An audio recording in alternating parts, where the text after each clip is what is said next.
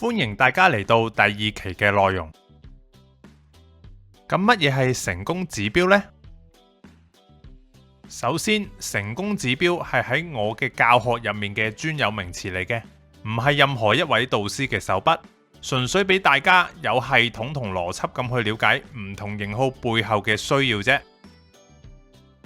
成功指標係講緊點樣去定義第1期我所講嘅型號追求背後嘅意思。例如2號講緊佢要被愛，咁究竟點樣先為之被愛呢？8號講緊要強大，咁點樣先為之強大呢？呢一個部分咧就會解釋多少少啦。而呢一種嘅成功指標係會因應住心理狀態變化而改變㗎噃，所以我哋一陣講嘅只係每個型號嘅本質嚟嘅啫。心理狀態變化之後嘅成功指標，我哋會喺第7期嘅時候先再同大家慢慢解釋嘅。好，事不宜遲啦，我哋嚟到6號啦噃。佢哋追求安全，而佢哋嘅成功指標呢，就叫做保持可能性。其實大家用翻偵探嘅心態嚟諗下就會明噶啦，講緊嘅就係揾到一啲證據去證明呢一件事係比較可信嘅。但呢個時候亦都有可能係想揾翻反方嘅證據，令到成件事好立體、好中立，正反雙方嘅證據都齊全。再嚟就係地位上嘅可能性啦，令自己不被邊緣啊。例如名次唔好太前，亦都唔好太後，職位唔好太高，職位唔係最低，而就算係最低級，都可以喺工作表現上好過其他同職級嘅人。總之就係要令自己企返喺中間。另外就係學到一啲點樣去應對危機嘅嘢，只要有足夠嘅知識、技巧同經驗，就自然可以幫到佢哋點樣去克服恐懼啦。跟住就係有一啲對恐懼還擊嘅能力，除咗係學嘢去預防危機，其實都可以先發制人咁克服危機噶。呢一種嘅先發制人可以係辯論，呢啲非常之有攻擊性嘅方式都可以提高到佢哋還擊嘅可能性噶。最後可以係參與一啲可以保護到自己嘅社群，等佢哋唔使成日拋頭露面，有啲乜嘢事都可以有其他嘅成員互相支持同保飛。6號嘅成功指標呢，大約就係咁樣啦。每一個型號會去做啲乜嘢嚟回應啱啱我講嘅成功指標呢？而呢一樣就係我哋一陣間會討論嘅行動策略啦。行動策略係會因應住心理狀態變化而改變噶，同成功指標一樣。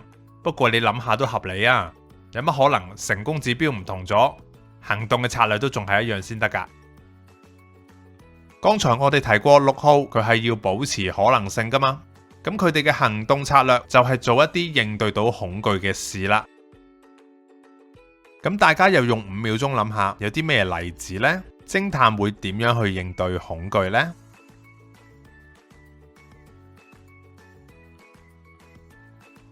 最基本當然係揾證據啦。只要我有更加多嘅資料去支持我嘅推測，我就越能夠去掌握到大局嘅全貌啦。正面嘅就可以係睇多啲唔同立場同理據嘅書，亦都可以問多啲唔同權威嘅意見。但反面嘅可能就係做乜都要揾證據同揾人，極端嘅可能就係揾你傾咗幾個鐘，都只係借你嚟刺激佢哋嘅思維嘅啫。不過大家諗下，點解有一啲6號唔係太揾證據呢？5秒鐘諗下。揾證據係有好多嘅方式噶，唔一定係要動手揾資料或者開口問噶噃，可能只係靜靜咁聽你講嘢，已經收集到一啲證據噶啦。當中就睇下你講嘢嘅時候有冇咩矛盾呢？咁你咪覺得佢好似唔係喺度揾證據咁咯。跟住偵探要令到自己可以應對危機，係可以黐埋一啲佢驚嘅嘢嗰度，去嘗試克服佢，即係例如依附權威或者對抗權威啦。睇下佢可唔可以保護到我，或者我有冇機會挑戰到佢。正面嘅可能就係依附住老師嘅乖學生，當然同時都會對呢個老師有少少保留嘅。但反面就可能係專揾一啲權威制度上嘅問題去挑戰佢。極端嘅可能就係日日打去啲政府部門度挑人哋機，因為佢哋嘅內心真係好驚好驚，好想去透過挑戰嚟克服呢一啲嘅恐懼。不過大家又諗下啦，點解有啲六號唔係太依附同對抗權威呢？5秒鐘諗下。事實上，依附可以唔係真人噶，可以係書本，可以係組織。而對抗其實係反映緊嗰個六號嘅恐懼已經去到逼埋牆角嘅階段啦。所以好多時我哋都未必一定見到佢哋有對抗性嘅一面噶，除非佢對呢個世界太多恐懼啦。再嚟啦，偵探仲可以為咗去應對恐懼而做好準備噶，鍛煉智力同體力，有足夠準備，自然就冇咁驚突發嘅危機出現啦。正面嘅可能就係健身操大隻啲，或者讀多啲書增進知識，但反面嘅可能就係研究機構入面啲指引，睇下邊條條文有問題，然之後就挑戰佢。最極端嘅可能就係大刀出街啦。不過大家又諗下，點解有啲六號唔係太鍛煉自己嘅呢？5秒鐘諗下。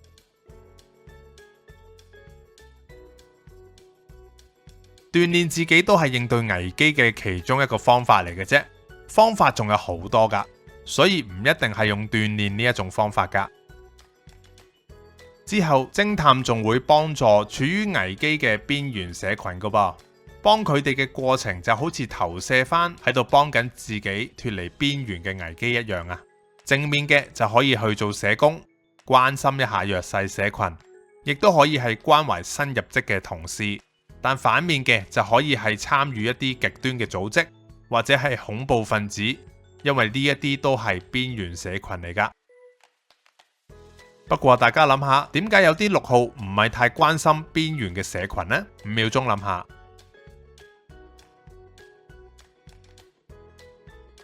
重點係個六號將安全同危機嘅投射放喺邊度？關注邊緣社群，主要就係將個焦點投放喺社會。所以一樣有唔少嘅六號其實唔係太重視邊緣社群噶噃。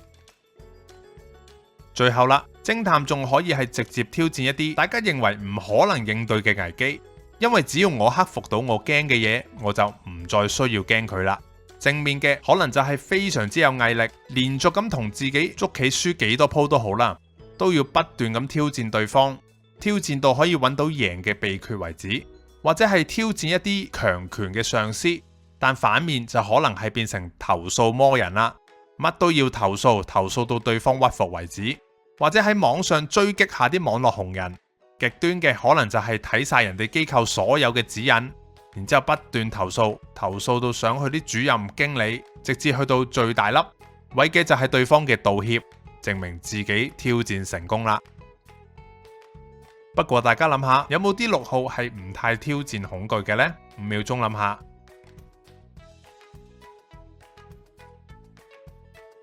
好似之前咁講啦，挑戰不可能嘅事只係其中一種應對危機嘅方法嚟嘅啫，而且呢個方法多數都係逼埋牆角嘅時候先會咁噶。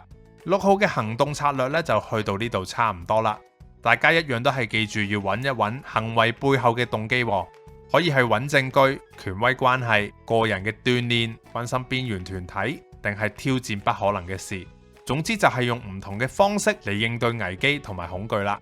所以唔好見人哋成日焦慮同埋好似有啲對抗性，就覺得人哋係六號喎。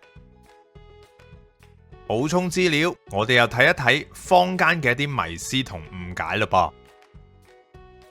至於六號，好多人都會話佢哋忠誠，咁就令好多真係忠誠嘅人呢，就會覺得自己係六號啦。